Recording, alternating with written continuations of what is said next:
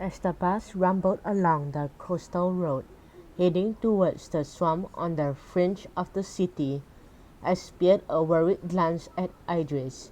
He was so clever, but was he right? Did he know how to beat cave disease?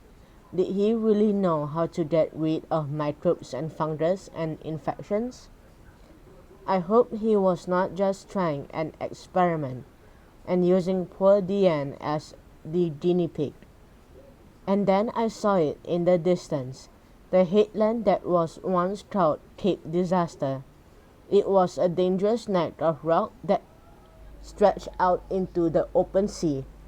It was 20 meters high by the shoreline and dropped in height the farther it poked into the sea. I read in a book that where it vanished beneath the surface of the water, the rocks continued out for another few hundred meters.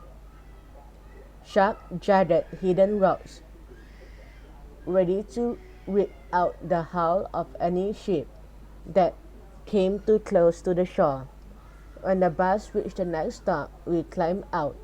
Idris signaled for us to follow an old path into the scrubby vegetations.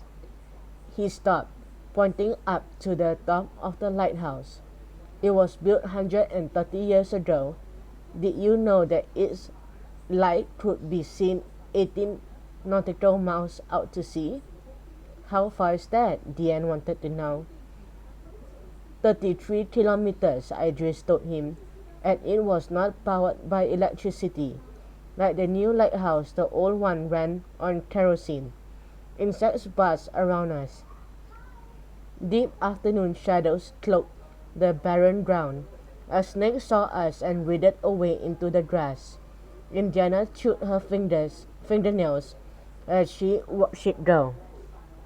The track twisted around a clump of gnarled trees, and the old stone lighthouse rose out of the tangled scrubs ahead, its white painted walls stained with black streaks. It looked desolated, perched right at the end of the headland, a lone survivor from another era. As we drew nearer, we could see the black wooden front door, but there was a problem.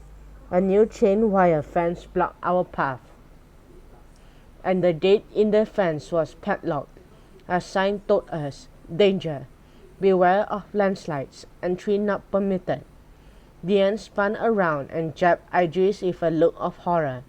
"Now what? How can you tell me if we can't even get into the lighthouse?" Idris fell silent, surveying the cliff top and the old lighthouse. When he spoke, his words sent a cold shiver prickling down my spine. "There's always more than one way to skin a cat," he announced. "Now, let me think."